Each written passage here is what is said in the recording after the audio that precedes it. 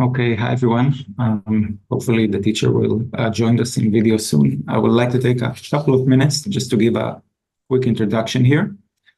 So first of all, I'd like to welcome everyone to this Dharma meeting.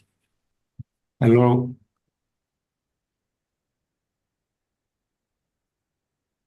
Sorry. So welcome to the Dharma meeting of the Dharma Friends of Israel. My name is Tomer, and soon we start a meeting with Ringu Tulku Rinpoche, who will teach us on the why and how of meditation. Before we start, I want to remind you that this meeting is being recorded on the Dharma Friend of Israel YouTube channel. You can find it by going to YouTube and clicking DFI Israel. If you wish, you may watch it live there or watch the recording later. There are also many previous past recordings that you can watch there. If it's possible, please turn on your camera. Seeing you will help the teacher and will give us a general atmosphere of like a class going on. So it will be much nicer for all of us, of course, only if possible.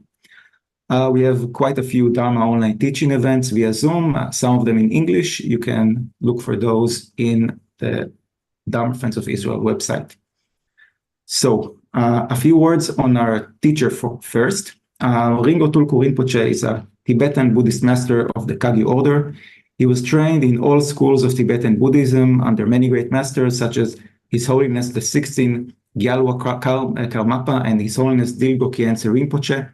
He took his formal education at Namgyal Institute of Tibetology in Gangtok and Samuparanada Sanskrit University in Varanasi. And he has served as professor of Tibetology in Sikkim for 17 years. Since 1990, he has been traveling and teaching Buddhism and meditation at more than 50 universities, institutes, and Buddhist centers in Europe, USA, Canada, Australia, and Asia. He also participates in various interfaith dialogues. He authored several books on Buddhism, as well as some children's books, both on Tibetan, in Tibetan and in other European languages. He founded Bodhicharya, an international organization that coordinates the worldwide activities to preserve and transmit Buddhist teachings, to promote intercultural dialogues and educational and social projects. He also founded Ringu Trust, which support his projects in his birthplace of Ringu, Tibet. Rinpoche is the official representative of His Holiness the 17th Karmapa for Europe and the founder of Karmapa Foundation Europe. Okay, so I'll say, I don't see Rinpoche here, but I will say one last thing before we will start, and that is that, as you might know, all our activities are done by volunteers and are financed by donation alone, what we call Dana. So if you wish to practice generosity and donate for the teacher or the continuation of our activities, you can do so using your method of choice. We have many methods. Details can be found at the bottom of the event page on the Dharma Friends of Israel website. I will provide the link here in the chat soon. So I wish us all an interesting, pleasant, and beneficial meeting, and we'll start as soon as the teacher will join us. Thank you very much.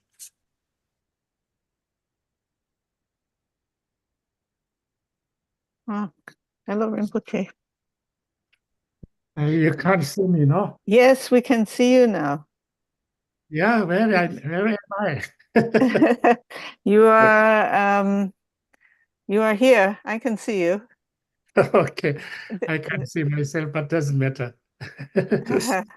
So Rinpoche, the representative of the Dharma Friends of Israel, has already told everybody about you and introduced you. So I think we can start just with the beginning prayers for the teaching, if that's okay with you. Okay. Okay. Okay. So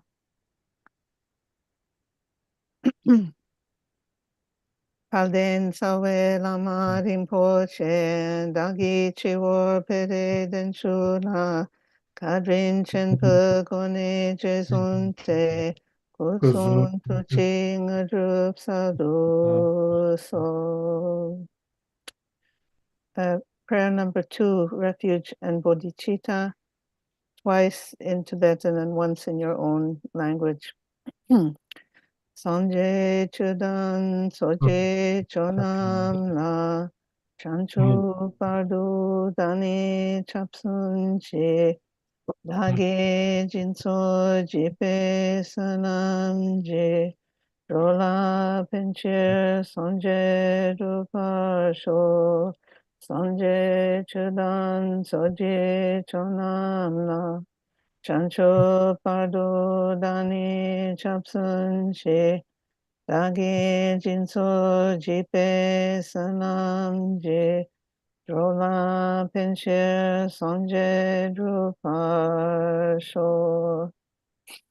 I take refuge in the Buddha, Dharma, and Supreme Assembly from now until I attain enlightenment.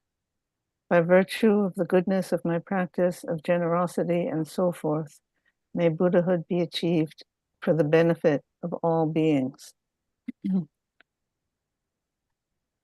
Stemchen, Tamche Dewa Dande Weju Danden Parjur Shek Dunga Dan Dunga Jiju Dantra Wajur Shek Dunga Me Pede Watam Pantan Mindra Wajur Shek Nerdincha Dani Dantra Wetan Yonchen Pola Nepajur Shek Semchen Tamche Dewa Dande Weju Danden Pajur Shik Dunga Dan Dunga Jiju Dantra Wajur Shik Dunga Me Pede Watam Padan Mindra Wajur Shik Nyerincha Dani Dantra We Tanyon Chen Pola Nepajur Shik.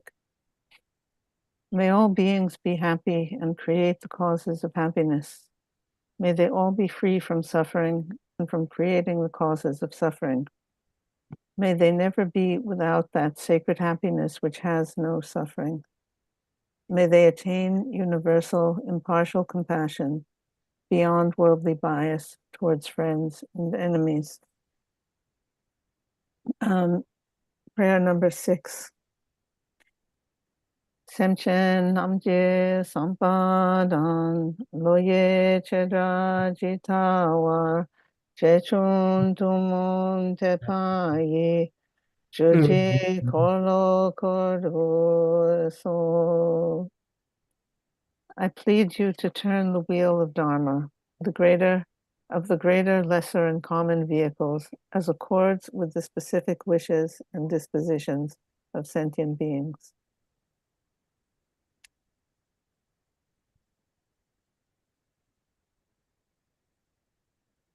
Thank you very much.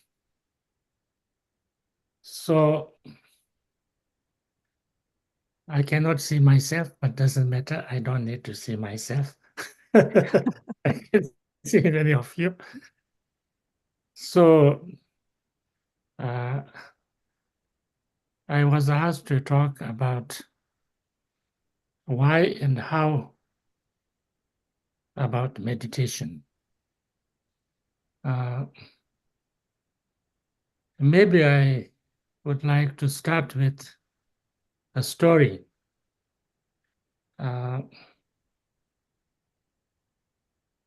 Not too long after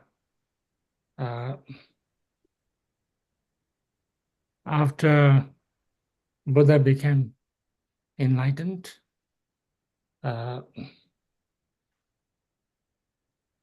his cousin Devadatta also became a monk, and he tried to defeat Buddha all the time. So he found a student, a prince, who was very powerful at that time, Ajatashatru, and they made a plan to discredit Buddha, because Buddha was becoming quite popular and famous. So they said they thought that they will arrange a debate with Buddha, one of the most learned and influential teacher of that time. So that they thought that he will be able to defeat Buddha, and then Buddha will be so annoyed and kind of sad that he will run away. And then they arranged this meeting in front of the king, and they invited everybody who is somebody to that meeting. And then they invited Buddha and the other great master together. And then Buddha came and he showed respect to the other master, and they sat down side, kind of facing each other. And then Buddha said, maybe you are the senior one, you are the most, so maybe you can, ask a question or something like that. But he said, no, I am the more older one, but you are the younger one. So I should give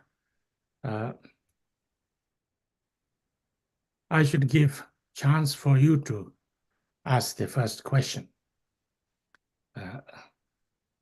So then Buddha asked the question. Buddha said, if somebody, a person who is born in a very good family, high caste and, a very good family, is that the most important qualification? Or somebody who has lots of learning, very highly educated, is he the most kind of important? Is that the most important quality? Or the person,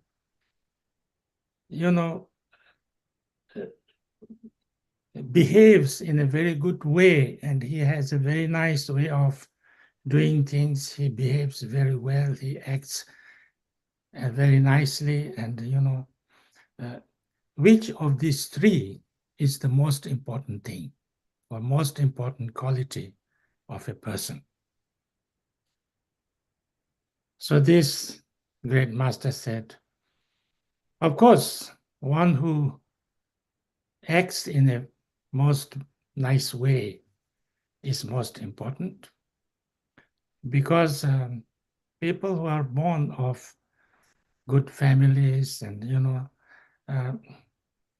if they become, if they behave very badly and they are, not educated, then they don't have much positive qualities. And even if somebody is quite learned, if they behave badly, then all their positive qualities are lost. So the most important thing is that somebody who behaves very well. Then Buddha said, how do you then? It's not working apparently. No, is it not working? No. Hello? No, the video is not working, Rinpoche. We cannot see you, unfortunately. Oh, so where is the You video? could close video and start again.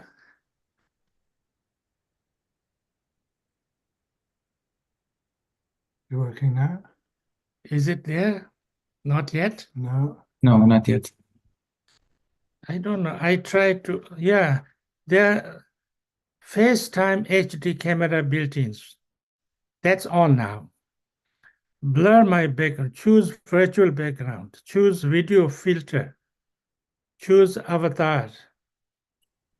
Maybe you should close the whole thing. Video setting. Maybe חושב you- שהמצלמה שלו מכוסה, כי קרה לי משהו דומה Maybe- שבמחשב למעלה מכוסה, כאילו יש איזה... Maybe you should leave the meeting and then join I again. did that 3 times. Oh, Rinpoche, maybe also try to just clean your camera lens. Sometimes it just needs to be wiped. Yeah, maybe. So where are my just camera that, I think, lens? is there.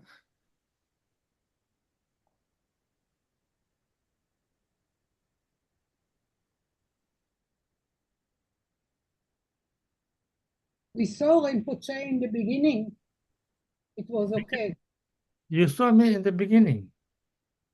Yeah, it seems like a connection issue, like with the internet. Internet, because I can see Mhm. you and all these things, maybe internet is not the issue. I think you should leave meeting and I'll leave, join Rinpoche, again. do you use a laptop? Yes, So please, the upper button is F10. Maybe press on F10. This is camera in your computer. So if you press it, maybe if you press it by mistake, maybe it will be released. F10. There is no F10. Mine is Apple. Sorry, so I don't know Apple. maybe you can join But on the iPad. Let us see on iPad. iPad.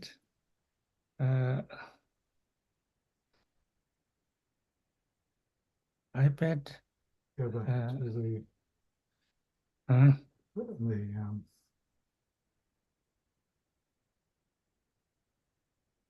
Where's this? What happened?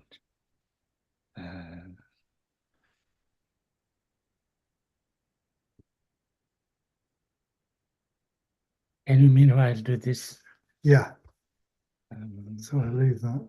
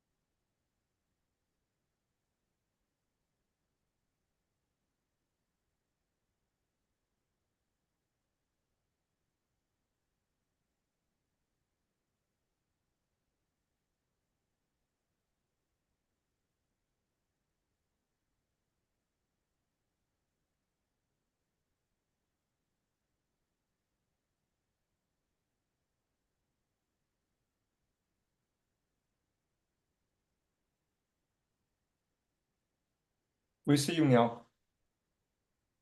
Can you hear? Hello. Okay. I'll just try once more there. What happened to my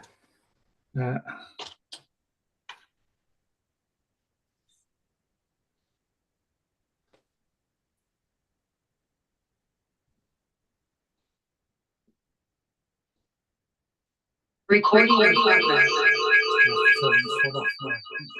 You can't have two on that. Two on that one. So leave that one. You can't?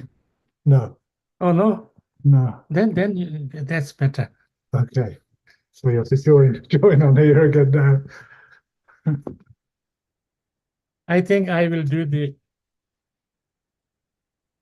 I can't do this. Where was that?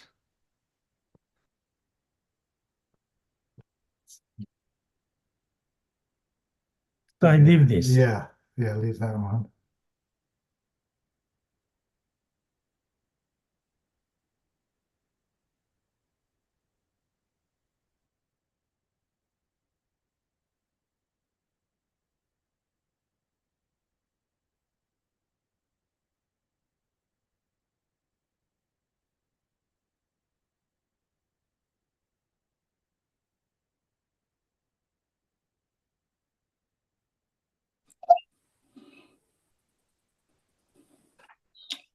Can you turn this off? Yeah. Can you hear me now? Yes, now we hear and see you. This is good. Thank you, Rinpoche. Thank you, Bernie. So,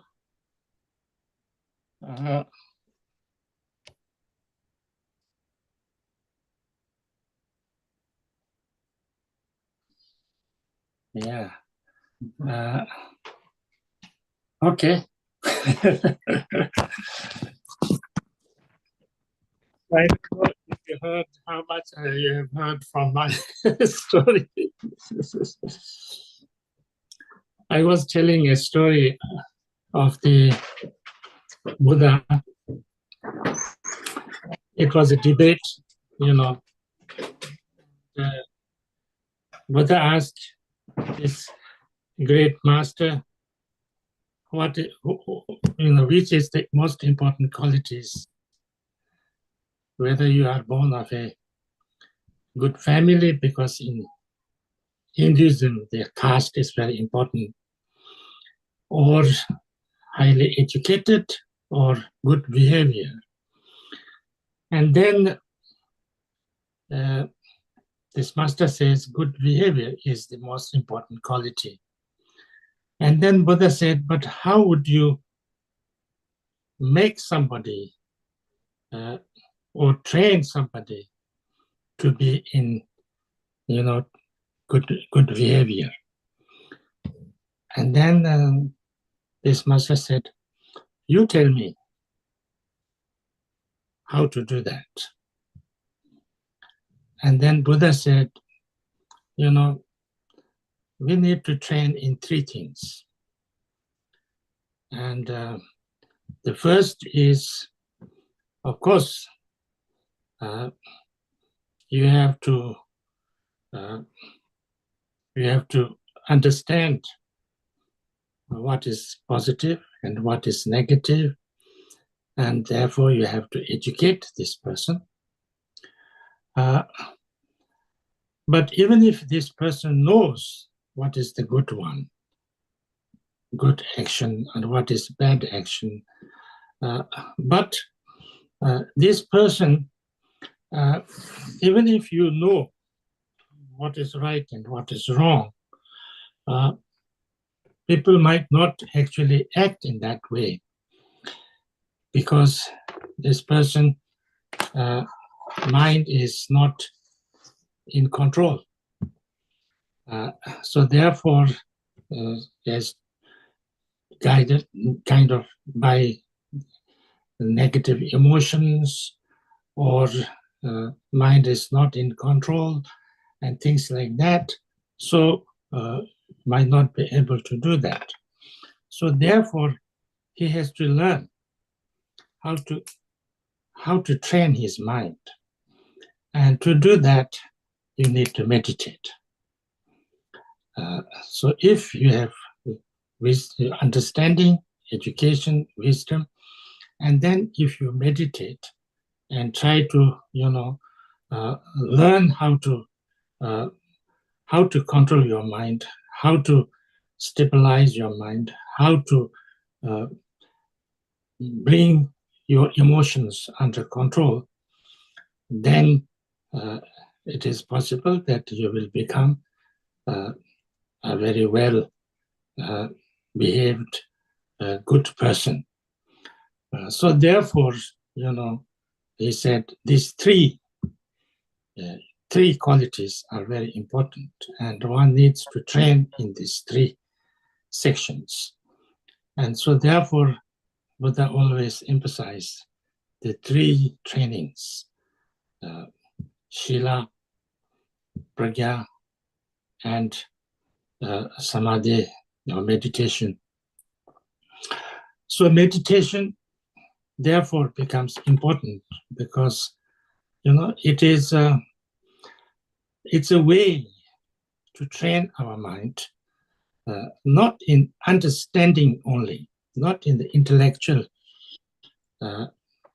way of understanding, but in learning how to control, how to bring your mind and transform it. So therefore, meditation is regarded in India not just not just for like Dharma practice, not just for but for almost anything. You need to have meditation and control your mind, even if you are, you want to become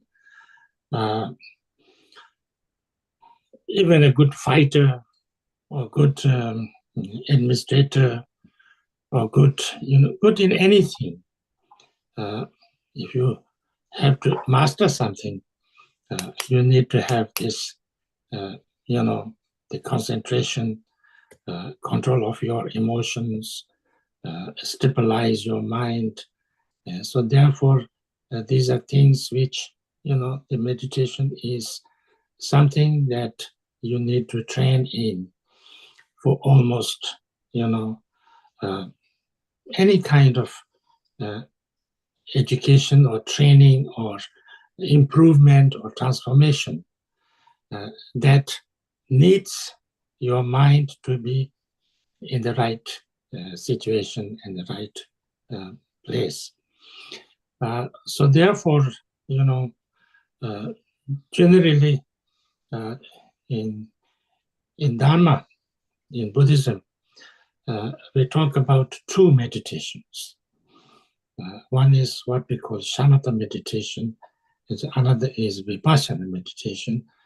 And it is regarded that the shamatha meditation is a very common thing.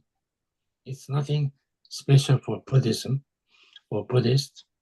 It used to be, a very common thing for Buddhists and, Hindus and almost all different kind of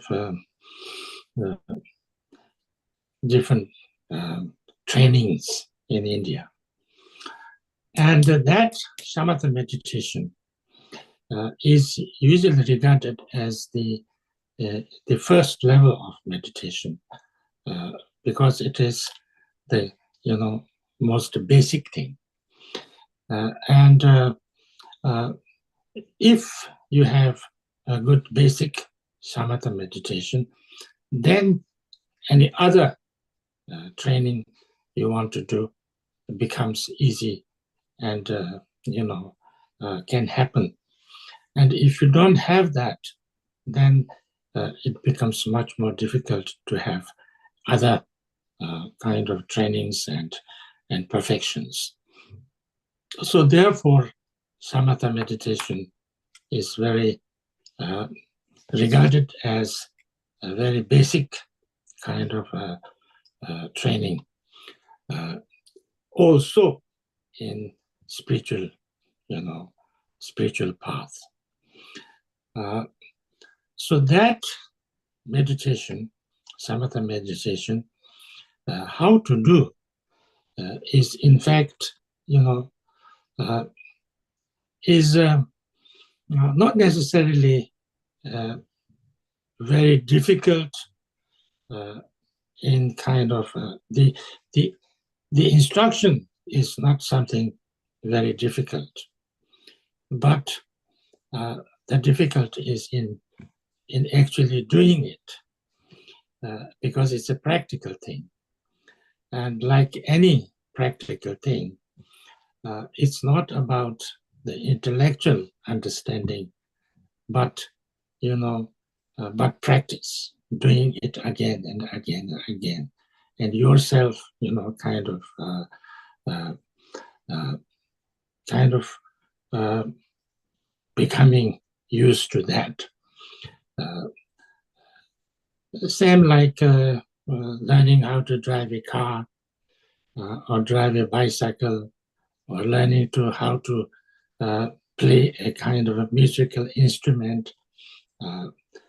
The main thing is you're doing it again and again and again, and then practically learn not the theory, but through practice, you kind of you become kind of and you have the experience of learning how to do that. That is why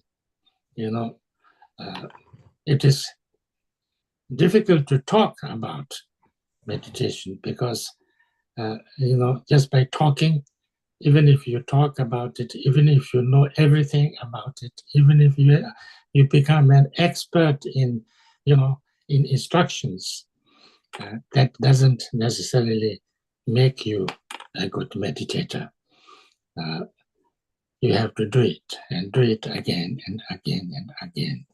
The more practice you do, the better. Of course, there are a few things that we need to know. And that is, first, the main thing is that our mind is generally, our mind has a very, has a knowing quality. It's awareness. Its awareness is there. We all have this knowing quality. We are aware. And the mind has this clarity nature. It knows. Because it has this clarity and awareness nature, so therefore, it manifests. Thoughts come, emotions come, sensations come, perceptions come, and all these things. And usually, as a ordinary sentient being, ordinary human being, or what we call samsaric being, we have, we get very distracted with these thoughts. Every thought, every emotion, every sensation kind of distract us, can take our mind in that direction. And then we react with that. And then we either, like it or don't like it. And if we like it, we try to go after that, run after that. We don't like it, we try to get rid of it. We try to run away from it. So therefore, our mind is always busy. So what we need to do is to recognize this, to recognize the way our mind is. And then we need to find a kind of a way to relax. We need to make our mind rest. What do you mean by relaxing or letting go? It means that we don't need to react too much. We just can rest. And if we can rest and relax, but be a little aware, and aware but not react, not run after or run away. Of course, we will see things, we will hear things, we will feel things, and all kinds of things happen. We cannot and should not, close our senses. We cannot close our senses. We cannot close our perceptions and things like that, and there's no need. But when we kind of have these perceptions and sensations and emotions, we just let them come and let them go, and not react, but just a little bit aware and learn to relax in that. If we can do that, then we can, our mind can be resting, even if we see things, even if we hear things, even if all kind of thoughts and emotions going on. It's a little bit like, when we are, in the nature, in the forest, on the seaside, and things like that. There are sounds, there are things going on, there are all kind of things going on. The birds are singing, the waves are, making sounds and all kind of things. But many times we find very peaceful. We find our mind relaxed and peaceful because we are not particularly kind of reacting to one sound or one thing. We're just allowing our mind to we take in all these things and let them come and let them go. And we say that this is nature. This is the way it is. So therefore, even if there are, many things going on, we do not get distracted. We feel relaxed. We feel, kind of peaceful, because we do not, run after something or run away from something. We just don't react. We just let our mind kind of experience everything that's going on, but not, not particularly, kind of reacting to one or another. So therefore, when we try to meditate, it's a little bit similar.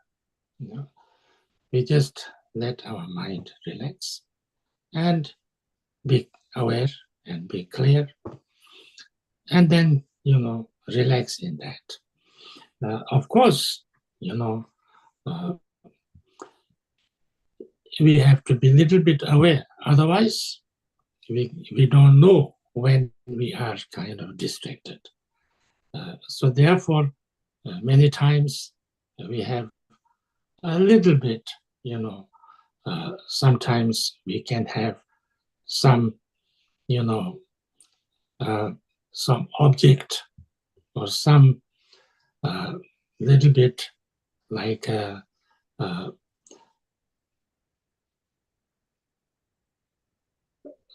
some kind of a focus of our mind. It can be our breathing. It can be something that is in front of our eyes. It can be a sound. It can be anything. So that we a little bit aware of that, but not think, not make it, not think means we don't stop thinking, we don't stop seeing, we don't stop feeling, we don't stop anything, but we just a little bit aware of that. And when we are doing that, we just, completely relax, but little bit aware. And when we do that, it is possible that we can, we can feel much more peaceful. We can feel, for some time, not distracted or react.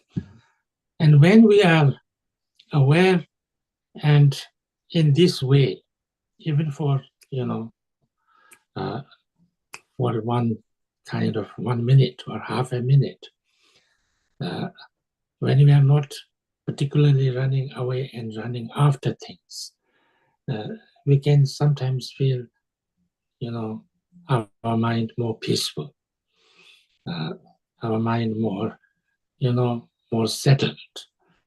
And when we have that, we have some kind of a experience that, yeah, I was quite peaceful and relaxed and resting for a little bit. The more I can, even a little bit of that can sometimes give me some kind of a confidence that, yes, I can relax, I can be in peace. I don't need to be so much, distracted and running after and, feel busy all the time. The more you can do that, the more focused I become. I can become focused. Of course, sometimes, in the beginning, when we become a little bit more focused, we will recognize that our mind is very busy. Sometimes we do not know how busy our mind is. So therefore, it is often said that when you feel that your mind has become even more busy than before, it is a good sign. It's not that you are becoming more busy than before. It's just that you are now recognizing how busy your mind always has been. And so therefore, if we know this, and if we understand this, then we can keep on doing that, and then slowly, slowly, it can come down. Now this is, this is a kind of a method that you allow your mind to rest on some object or even no object. And then your mind is, kind of focused on that, so that your mind doesn't have to be always, everywhere. Now this is this is a very important thing, because when we are, we have, say, like, when we, in our usual life, when we are about to say something, we are about to react with our mind or with body to do something, then the more we have learned, or we have a little bit practiced in this kind of meditation, we become aware that this is happening. I'm thinking like this. Now I am about to say this. Now I'm about to do this. So when I become aware of this, then, my mindfulness, I'm catching this by my mindfulness. In meditation, or not just meditation, in everything, that we train, that's to do with our consciousness. The mindfulness is our only tool. We don't have any other tool. We have only mindfulness as the tool. And mindfulness is that first we become aware what's going on. That this, am I about to, I'm feeling this, I'm seeing this, I'm hearing this, I'm thinking like this, I want to, I'm feeling these emotions. And then when I become aware that this is what I am, experiencing, then I remember. There's, if you are thinking like this, or if you have these emotions, or if you are reacting in this way, or if you are feeling like this, then what should I do? Because you have learned from your instructions, from your, teachings, from your experience that when you feel like this emotion, these thoughts, these reactions, I should act this. It's good to act in this way. It's not good or harmful to react in that way. So when I find myself mindful of this, I am aware what I am doing or about to do, and I remember this is what I have to do, it's good to do, and this is what I'm not good to do, then I can choose to act or react the way I know is best for myself and, best for everybody. So when that kind of mindfulness happens and I become more used to that, that's the most important thing for my transformation. Because with that understanding and experience, I can, I can discipline my mind. I can learn, or I can change my way of action or reaction and things like that. And then I can, that kind of transforms me. And if I do it again and again, and I with the clarity of my mind that this is how I should be acting and this is how I should not be acting with my body, speech, and mind, then, I will become more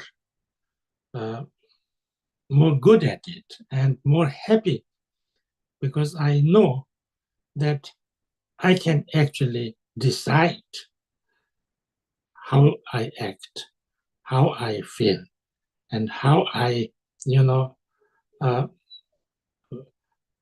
I let go, So when that happens, then,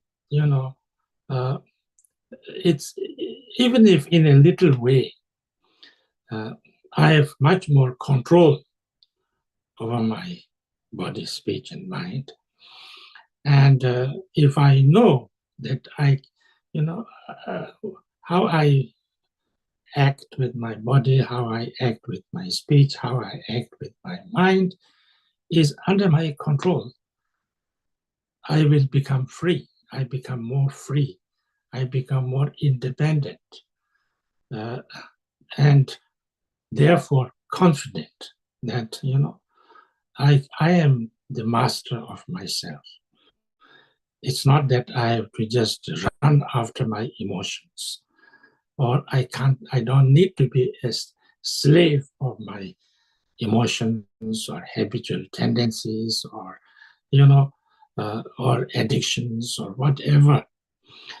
So therefore, it is regarded as the most important way to actually transform myself, because that's where I can I can change myself. And when I do this again and again, after some time, I can even change my habits.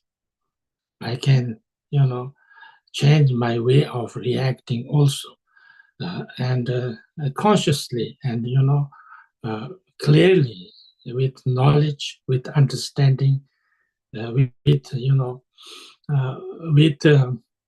clarity and reason. So therefore, this type of meditation, or this is the way to train. And actually, whatever way I want to train, this kind of control over myself. I don't know whether you can say control or awareness or a kind of freedom. I think this is more freedom. Freedom is not the real freedom is not that I can do anything, whatever comes to my mind, I do. But real freedom is that I have full control of my own judgment and my own way of understanding on my how I act and react. I'm not a slave of my habits. I'm not a slave of my, kind of addictions. I'm not a slave of my emotions. I just do whatever I clearly understand is best for myself and others. So, therefore, meditation becomes a very important thing in there to transform myself. If this kind of understanding or training is not there, it's very difficult to transform myself. There's no way to transform myself.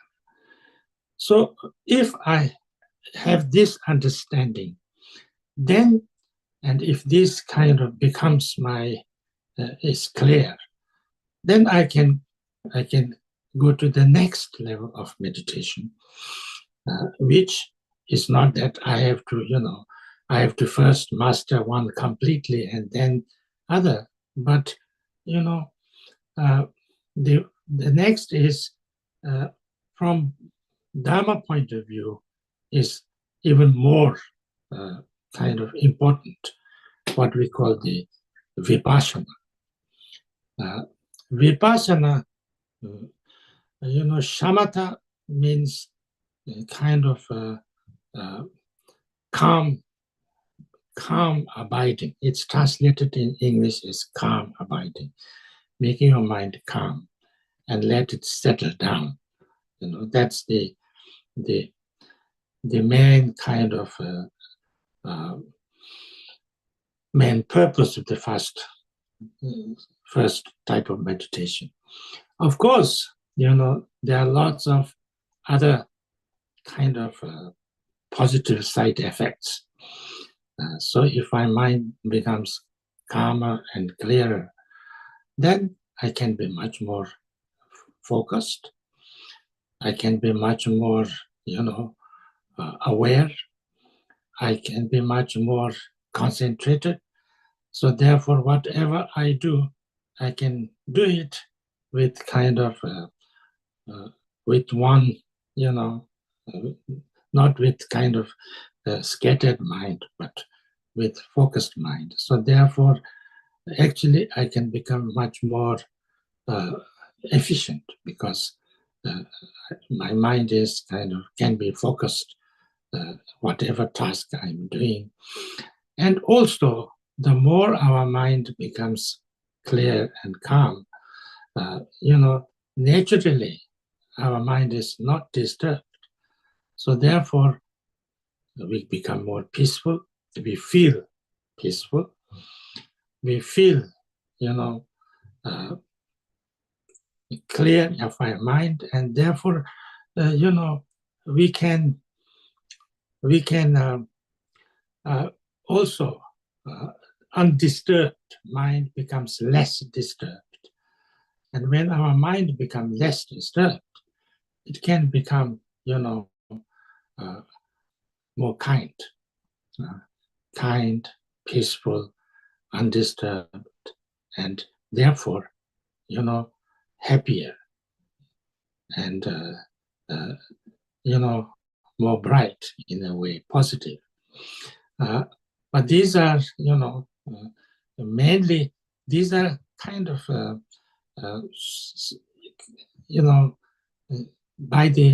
it's not the main purpose. These are kind of side effects or positive side effects, maybe you can say. But the most important thing, of course, just by being, kind of your mind becoming very, very, very settled and in shamatha, sometimes it is like we talk about the 4 stages, 4 stages of meditation, which can become very, very calm And so therefore, you know, the more calm our mind becomes, the more the quality of our mind comes visible, comes out. And then we can find that actually our mind is a very, very powerful thing, a very strong and powerful, that it can, you know, it can has lots of, you know, special powers. It can see through, you know, through time and space, and, you know, even what's going on in others' minds and things like that. Those things becomes clear because that's you know, our mind naturally is very, very, you know, aware, very, very clear, and at the moment, it's our mind is so disturbed that we are kind of we become distracted and dull. But those are not regarded very important in Buddhist terms. Those are kind of it's not necessary that we have to get that, but you know, it's the natural kind of awareness. The most important thing from, you know, Buddhist point of view is that when we have a little bit this, then because mind becomes clear by itself and a little bit, or, you know, not distracted. So therefore, we can, you know, its natural qualities can become aware, because that's why, you know, the vipassana is the next important stage. And vipassana is the word vipassana. V means kind of, V is a kind of prefix. There are many of this kind. There are like 22 of this kind, the prefixes in Sanskrit language, which means very much more completely, you know, so V. Pasana is seeing completely, seeing more, seeing clearly. So that's the vipassana. And vipassana is sometimes translated as insight. So this is, you know, to be able to have an insight, knowing what is the nature of our mind, what my mind is, what is the true nature of our mind, what is the true nature of all the phenomena, that everything else, to see the true nature of everything. That's the purpose of vipassana. And because, you know, how we experience, all our experiences has to be from our mind. You know, we often, you know, in the modern world, in the scientific world, we try to understand how things are, you know, but then we look out all the time and we say, you know, this is made of this is out of this.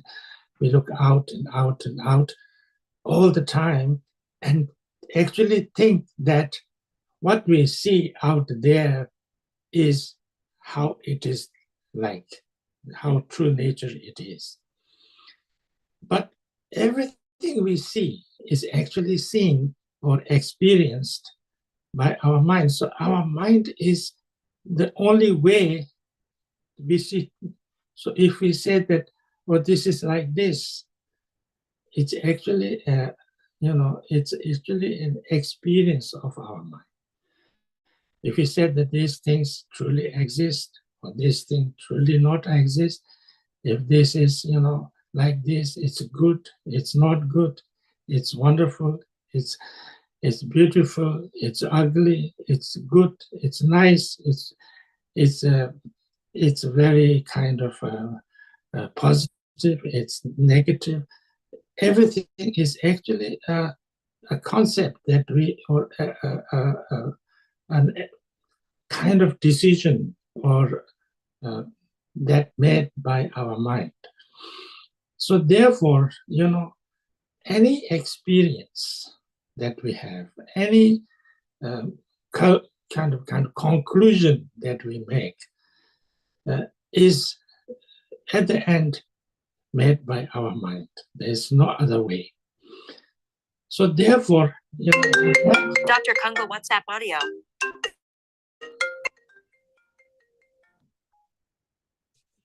So that's why, this, to understand our mind in a very clear and deep way becomes very important, because, our mind is the kind of a decision maker, or, how I experience the world, how I experience myself, how I experience everything is actually, an experience of my mind.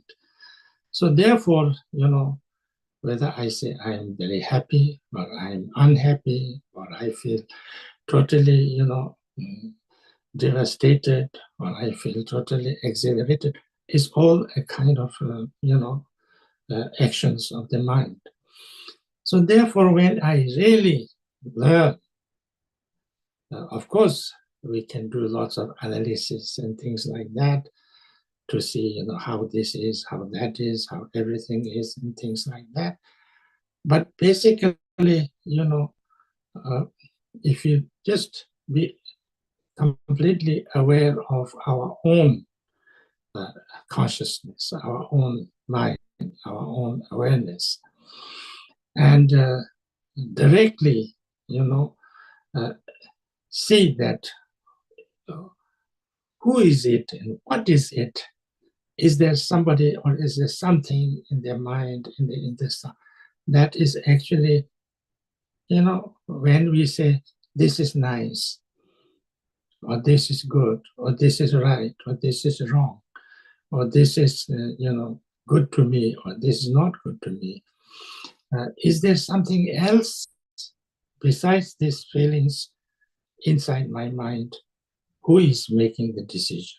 Is there something, separate thing that called I, or that called me, or that is kind of or not,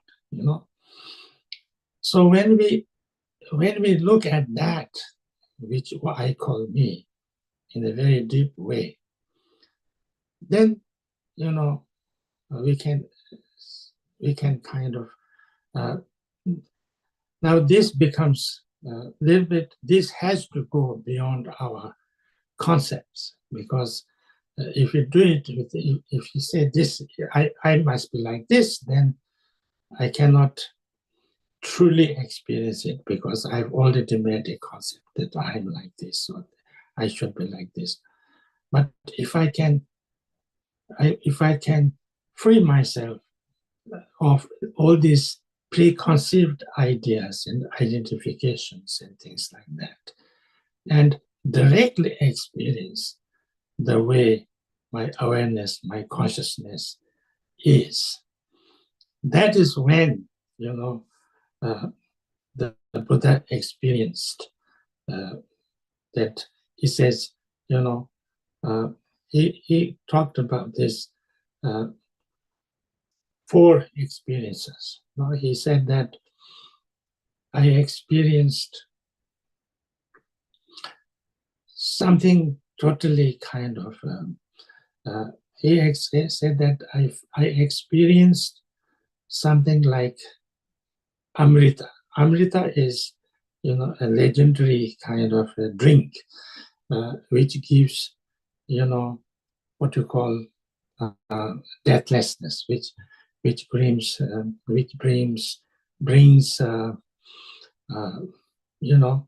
you can say deathlessness, And he said, I found something, Amrita, which,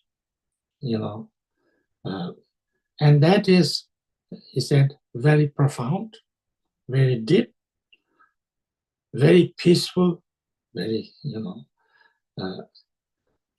but completely beyond any, intellectual or experiential descriptions, but very clear, clear and luminous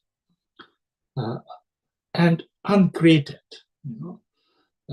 That's how the true nature of awareness is, my consciousness is. So therefore, it's not something that can be, there can be an example. There cannot be an example. There's no other example. So it's very completely special, so our consciousness, our mind, or our whatever you call it, is something beyond any description. But, you can't say it's there, you can't say it's not there, you can't say it's like this, you can't say it's not like this, but it is something which is so profound and so, kind of that it's also in a way unborn and undying, So when we understand this and experience this, then, there is no absolutely necessary for us to fear anything.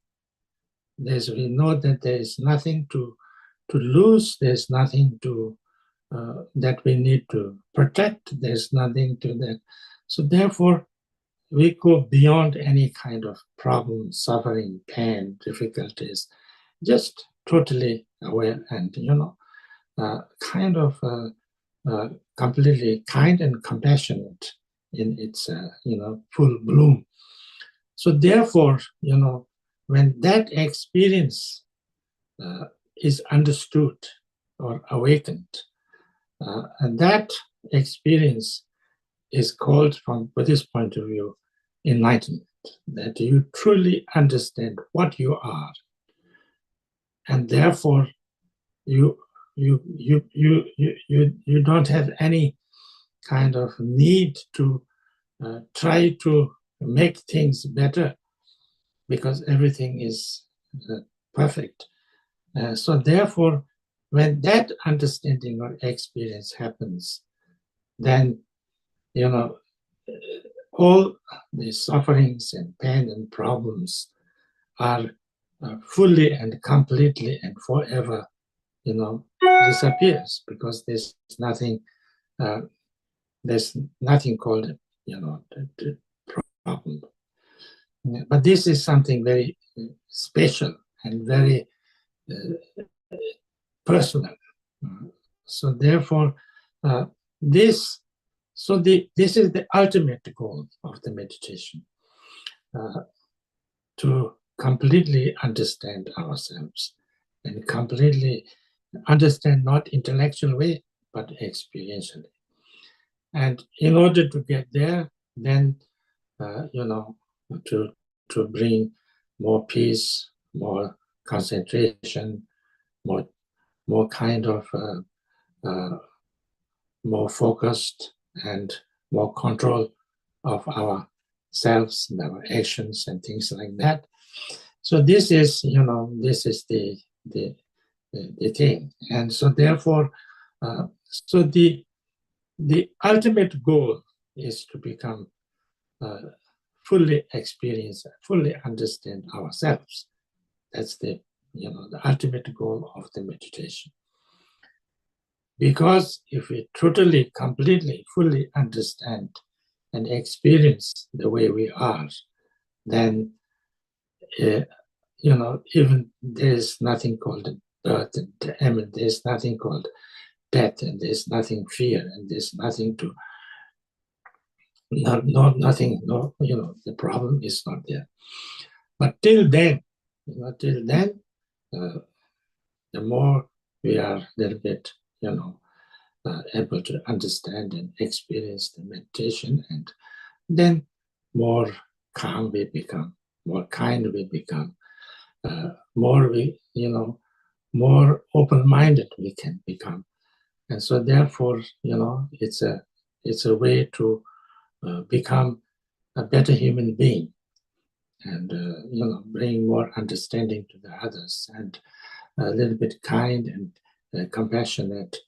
So therefore, that's the purpose of meditation. And to train that, then we do step by step. It's not to make, we have to make friend with our meditation. We have to find a way to enjoy doing that. It's not something that we can force, or we can, it's because it's about relaxing. It's about letting be. It's about, naturally becoming more, relaxed and more kind of more natural. So therefore, you cannot force. And so therefore, the meditation has to be done in a skillful way. You cannot just, force anything. So therefore, we need to learn to, skillfully, kind of find a way in a relaxed, in a kind of joyful, positive, kind of,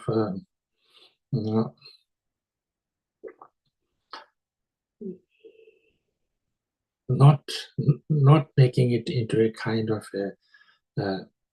a burden. So we kind of try to meditate. Sometimes they say that you should do starting to very few, very little, kind of short sessions. Like you should practice 1 minute, 2 minutes, and then even if you want to do more, you don't do, but make a break and make many breaks. So you should try to, you should almost try to make it in such a way that you are not allowing yourself to do, more than you want to do more, but you should not do. So this kind of attitude that, I wish I should be doing more. Not that, I've been doing lots of meditation. Now I'm kind of fed up and tired, when it's coming, time is finished. Not like that, but more like, so that's why, you should, what we call in Buddhism, joy in doing positive things. That's called diligence. So that kind of diligence that, try to develop this kind of diligence that you do short time, joyfully, happily, relaxedly, and then have a rest, and then a little bit, then have a rest, a little bit, have a rest, so that, you kind of, you wish to do more, This way, then it becomes a kind of, you become more interested and inspired to do more and more. And then, the more joyfully and happily you do it, the more, progress you are. The more you kind of force yourself to do it, the less positive result it brings. So therefore, to inspire yourself is all the main important things. So this is more or less about meditation. And I think I don't need to say too much. I'm sure actually most of you already know all about this, but I just remind you of this because, I was asked to say something, and I'm very happy that I once again connect with the Sangha, the people in Israel that I could not visit for some time, and I hope that things will become very good, and I will be able to come and see you all in person. And I'm also happy to see some other people that I haven't seen for some time. So thank you very much. And if you have any questions, you are most welcome.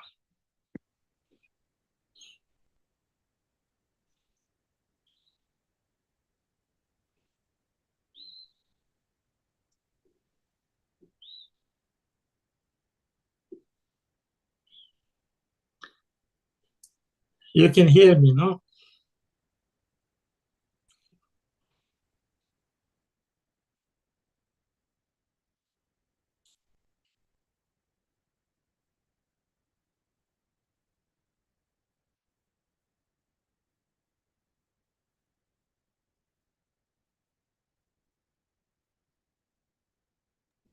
Any questions? Rinpoche, there's a question in the chat. I will read it out loud. So the question reads, thank you very much, Rinpoche. Could you please explain the meaning of taking refuge in the Buddha? Okay. Usually, we have taking refuge in Buddhism, but it is not just taking refuge in Buddha.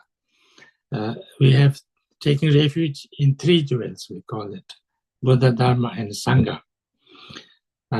This has to go together because it's not that, I take refuge in Buddha and then Buddha will save me and Buddha will do everything for me and I have not to do anything, the Buddha will do everything himself. That's not the Buddhist way. Taking refuge is, yes, refuge is like kind of taking it as a very important and kind of a protection source of, something that is bringing the most important thing for me. That's taking refuge. So when I say I take refuge in Buddha, it has kind of two meanings. Although this is actually the same thing, but one is that I would like to regard or accept Buddha as my teacher. That's the most important meaning of taking refuge in Buddha. When you say teacher, actually, teacher is very important from Indian kind of tradition, because it's the teacher who show you the way, who gives you the understanding and the guidance and the right path. So therefore, if you have a wrong teacher, you can be very much misguided and go into the wrong way. And so therefore you end up in a very difficult situation. But if you have a good teacher, then you can go into the right path, and therefore, it will lead you from better to better and in the right way. So a teacher is important. So you recognize Buddha as a very good teacher, positive teacher. So you want to follow the Buddha's path and teachings and guidance. That's the first thing. But there's another part, that is that, Buddha said that, Buddha understands, and Buddha says that, I have experienced the Buddhahood, but I'm not the only one. Many beings before me has become Buddha, and many beings after me. Anybody actually can become a Buddha. Everybody can become a Buddha. Everybody has the capacity and then the possibility of becoming a Buddha. So therefore, I have the Buddha nature. I have the best possibility and the capacity to totally transform myself and totally become enlightened, totally kind of awaken all the positive qualities that is naturally there in me and can become like the Buddha Shakyamuni.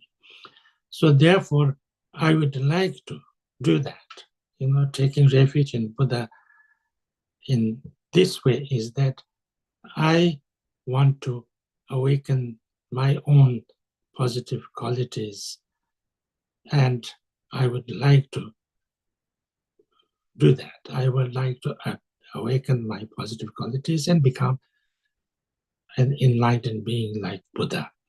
And I would like to go that way, for my own good and also to help other people, to free themselves from their sufferings. So that's the, taking refuge in Buddha.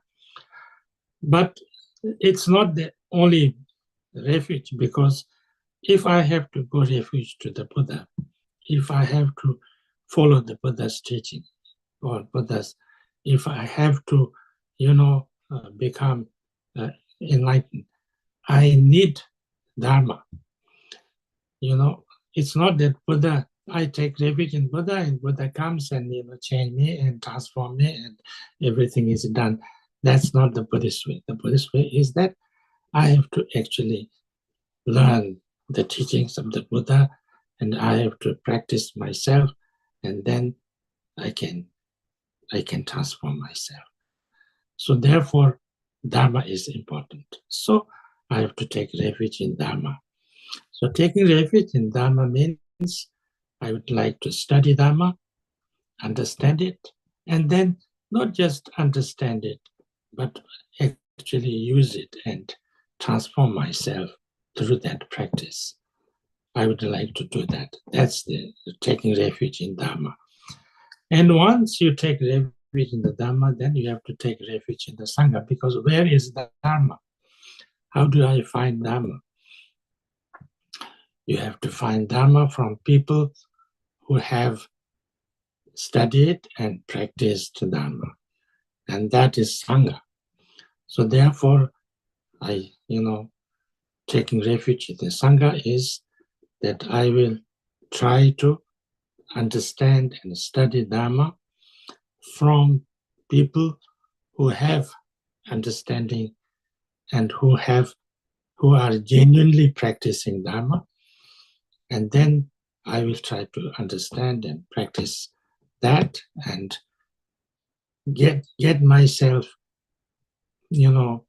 positively influenced by this positive Sangha.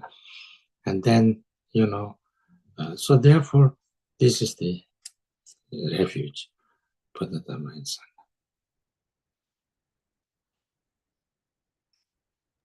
Okay, Rinpoche, we have another question in the chat.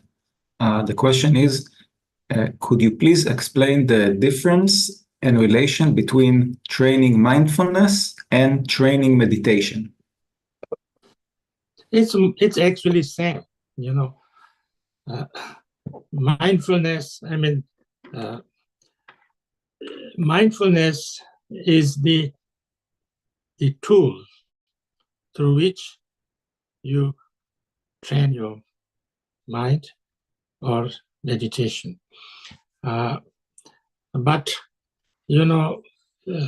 recently some Buddhist teachers who wanted to kind of make this meditation more kind of more, what can you say, more kind of easier to get to the people. They chose the word mindfulness instead of meditation, because when you say meditation, it sounds like religion, and people these days don't like religion too much. So therefore, they use mindfulness and then try to, kind of use words where, any kind of jargons or words that sounded like religion are taken out, and then they made this mindfulness training, which became very popular kind of all over the world, so therefore, many people kind of do this mindfulness training, which is a meditation, but, certain, the beginning kind of meditation, which is more like becoming focused and concentrated, and which is very good also. But meditation can be much more than that, of course. Yeah, Rinpoche. Do we have time for another question? Yeah. Okay, so the question in the chat is, in what way is Mahamudra meditation different from Shamatha or Vipassana meditation? The Mahamudra is, of course, in the Mahamudra meditation, you have also Shamatha, you have also Vipassana, everything is there. It's a full, kind of complete meditation from the beginning to the end, so it's a very, it begins from the beginning till to the highest level. So that's very, very profound. There are many like this, like Mahamudra, Dzogchen, Lamde, Je, Shije, different names, but slightly different ways of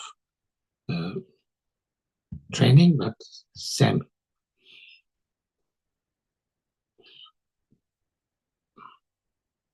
Okay, so I think we'll do the dedication now. Miriam, I will just share the screen.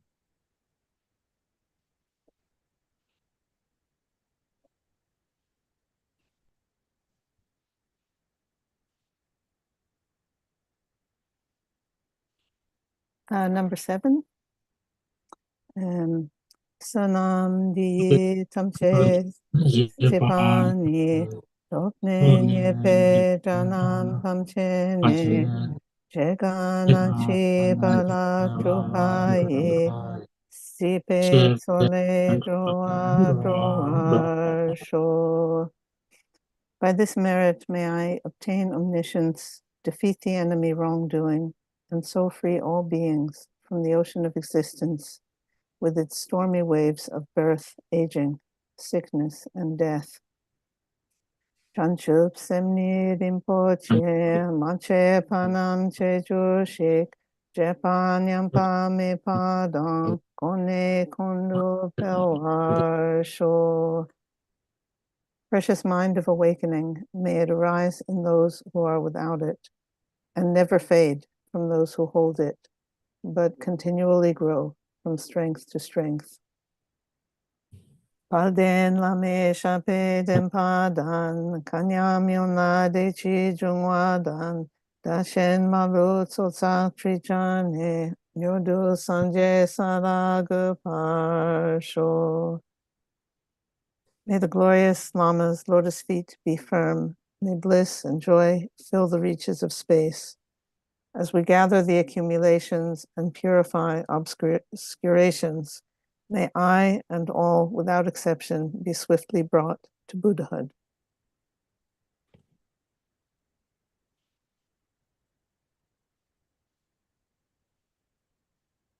Thank you very much. Thank you. Thank you very much, Rinpoche, Thank for you, this Rinpoche. precious teaching. Thank you also to Miriam and Bernie. Thank to all the participants for being here today. This meeting doesn't happen without you. Reminding you that the recording is available on the Dharma Friends of Israel YouTube channel. And also you can go to the event page to find different donation options. I sent the PayPal link through the chat. So I hope to see you again soon. Take care, be well. And again, thank you very much, Rinpoche. Hopefully we'll see you in live sometime soon. Thank you. Thank you very much. Thank you. Thank you all. Thank you. Thank you. Bye-bye. Bye. Thank you. Bye.